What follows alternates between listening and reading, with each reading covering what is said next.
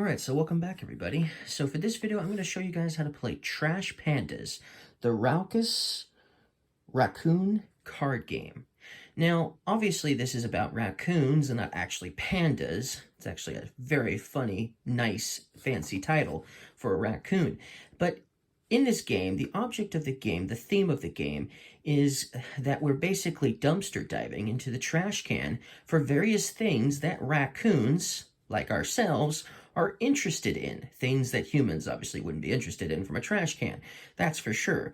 And then the object of the game is to stash those said items in a tree for points. That's basically the object of the game. So let me show you how this game works. Okay, so you basically start with 3 cards in hand if you're first player. Then the second player would get 4 cards. If there was a third player, then they would get 5 cards, and so on, right? That's basically how the setup works. You'll notice we have these 6 tokens here. We have a deck of cards here, which is known as the trash can, and we have this dice here. On our turn, we will roll this dice, okay? So let me just roll it. I just got this one. I'll explain how all of these work in a moment, but I take this token for my turn. Now, I can choose to stop now, and then this would be the only action I take. Or I could choose to keep rolling to try to get more actions, because each one of these discs here will provide us a special action that we can do. So yes, I don't want just one action. I want to try 2 actions, right? So I'll do that. Ooh, I just got this one with the hand, so then I'll take this one. Do I want to keep going or not? Now, if I choose to keep going and end up rolling something I already have rolled, then I'll bust. And if I bust, then the only thing I can do this turn is to draw 1 card for the whole turn, and that is it. Now, I didn't get anything that lets me stash cards. These trees here, this ability for the trees is I can stash cards in my tree. And I kind of do want to do that. I also would like to draw some cards from the trash can. And even though I can get some cards with these 2 action tokens, I would very much like to get at least one of those 3, or possibly this one here. So let's see what I have in my hand. Ooh, I have a Blamo. What's really cool about all of these cards is they will let me do something each. Fish here will let me take a card from the discard pile. There is none right now. Pie will let me resolve a token twice. So I can do one of these tokens twice if I choose to put this into the discard pile to activate its effect. And if I choose to use a Blamo, I can re-roll my last die, which means I can ignore what I rolled if I get a Blamo, if I decide to use the Blamo for that. So you know what? I have a Blamo, so what I'm going to do is I'm going to re-roll again. And I got the 2 trash cans. So there, that works out for me. I got 3 tokens. Sweet. Okay, so let me go ahead and do my turn then. I'm not going to roll anymore. Now let me see what my opponent has here. Of course, I wouldn't know what my opponent has, but obviously this is for instructional purposes. He doesn't have anything. Oh, he does. He is going to activate this card right here. It's called Yum Yum. It forces a player to continue rolling. So now I have to roll. Even though I don't want to, I'll have to roll 1 time. So he's going to choose to use Yum Yum, which is basically a chocolate bar. So now I have to roll again. Unfortunately, it's the hand. So to avoid a bust, I'm going to use my Blamo to re-roll again. And it's the hand again. So you know what? Now I don't get to take any of these actions thanks to my opponent. And I only get to draw 1 card for my turn. And that's it for my turn. That's basically how a turn would work. Okay? Now let's go ahead and do player 2. Let's see what player 2 is going to do here. So player 2's got these 3 cards, and he's also got a Blamo. And he's also got this Nanners here, which allows the player who uses the Nanners to ignore the last roll and choose to stop. So that could be very useful. So anyways, it's his turn to roll, so he will roll now. And he got this token, so he'll roll again. And he got the hand, so he'll take that one. And he just got one that will let him stash some cards in his tree. So he's going to stop there. Okay, so he doesn't risk losing any of his cards, and I have nothing that will keep him continuously rolling. So he's going to choose to stop now. Now he can use any one of these action tokens in any order he chooses to. He's going to use this one first, so he can take this one here with the 2 trash cans on it. Okay? So now what he's going to do is he's going to use this one first to draw 2 cards with the one with the 2 trash cans on it. That's what that one does. It just lets him draw 2 cards into his hand. Then he's going to activate this one with the hand. It allows him to steal one of my cards. Unfortunately, he's going to end up stealing one of mine. So he's going to take this one here and put it into his hand. He's just stolen another one of my... man.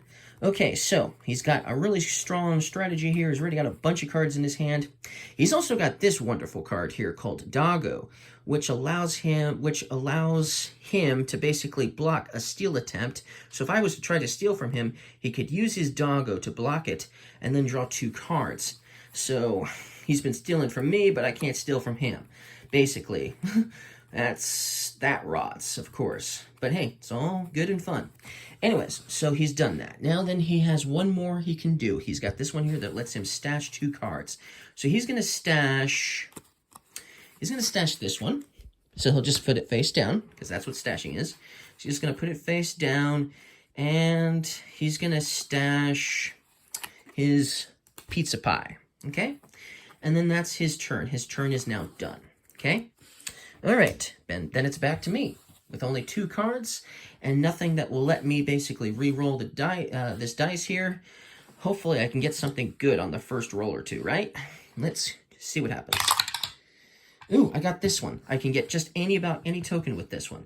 I'm going to risk rolling once again. And I got the one with the 2 trash cans. Perfect. Okay. I'm going to activate this token, which allows me to take any one of the unused tokens I didn't take. So I'll exchange it, basically, for something else. I think I'll exchange it for this one here, okay? Which I haven't explained yet, either. I also haven't explained this one yet, so we'll get to that momentarily. I'm sure he'll get to activate it at some point. So with this one, it'll let me draw 2 cards. Okay, I got a Blamo. That could come in handy later. Now I can either choose to draw one more card, or I can choose to stash a card. I haven't stashed anything yet, so I need to stash something. So I'm going to go ahead and stash that one there. Okay, now it's stashed.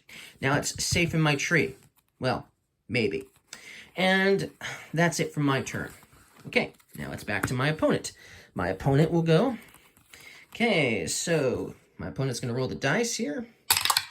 And he got this one with the mask on it. Okay, cool.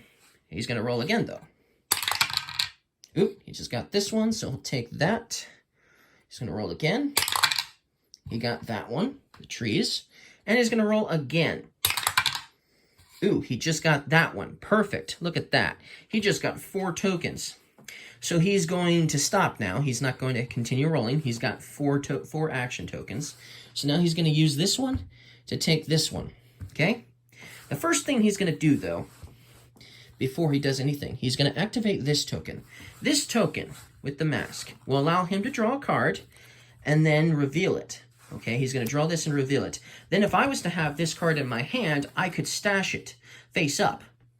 So that way he would know that this is the card I stashed, basically. But I don't have it, so I can't stash it. So it's not. So unfortunately, I don't get a free stash. But he gets something else. Not only does he get this card, but if I was to stash something, he'd get to draw a card. And if you were playing with multiple players and multiple players stashed cards with this ability, then he would get to draw multiple cards. So that's how that token will work. Okay, so now he's activated that card. So now he's going to do the 2 trash cans so he can draw 2 cards into his hand. Ooh, he's got a couple of yum-yums now. He's got 3 yum-yums. And he's going to do this one to stash a card.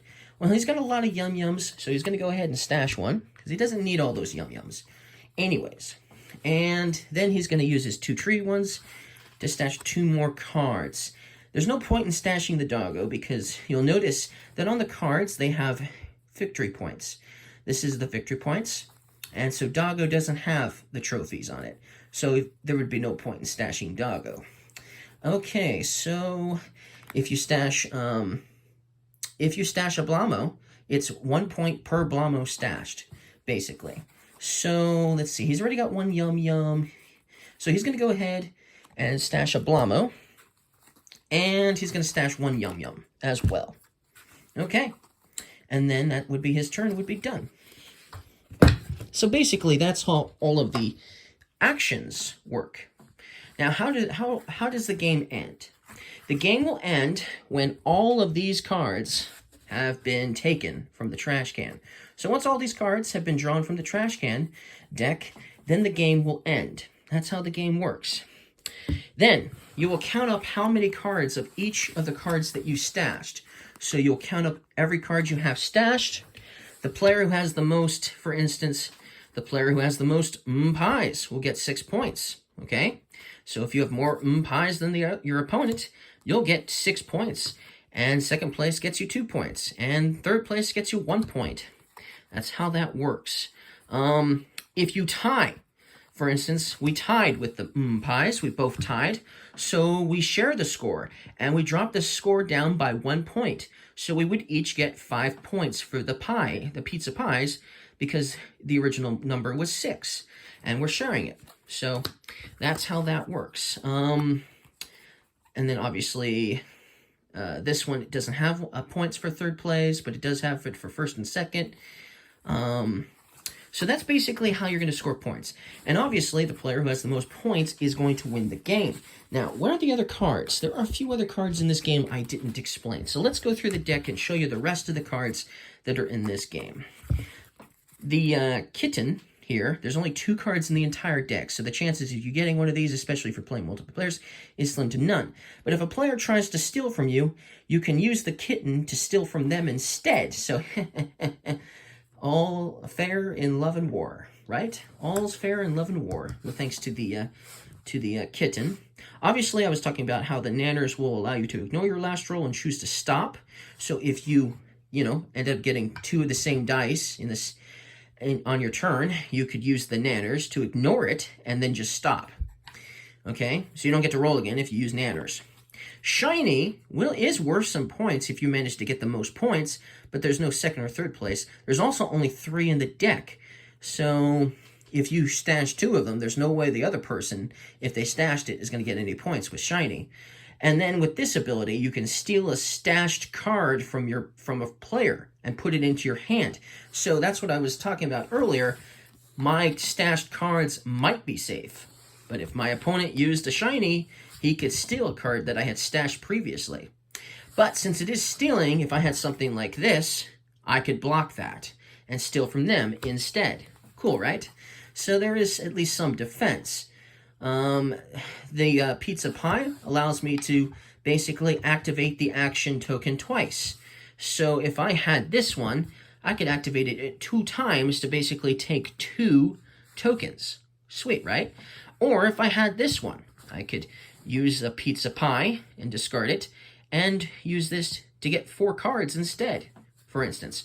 Or stash 4 cards with this one here, if I was to, discard this and activate the pizza pie. So you get to eat a lot, basically, thematically, I guess. So that's how that one works. The fish allows you to take a card from the discard pile, and any card you take from the discard pile can be used immediately. So let's say you have this in your hand, you don't have much else, you're going to roll the dice, you don't have anything else in your hand but this. But there, a discard pile is full of cards, full of nanners, full of blamos, which could help you out for your turn. So you could basically use this to get one of those cards you need, like a blamo, or like, for instance, the nanners. So that way you can keep rolling without worrying about, busting and only drawing 1 card for the turn. So that could be strategically wise if you had a fishbone lying around, a fish. So that's how that one would work. Obviously, Yum Yum can force a player to continue rolling. They have to roll 1 more time. But if they have a blamo or a nanners, if they have a nanners, they can ignore it after they've rolled it. If it ended up busting, they can use the nanners still, regardless of the case of what the chocolate bar did. Okay? So, or blamo for that matter. You could ignore it and re-roll. So it doesn't stop you from using your cards. It just makes you roll 1 more time.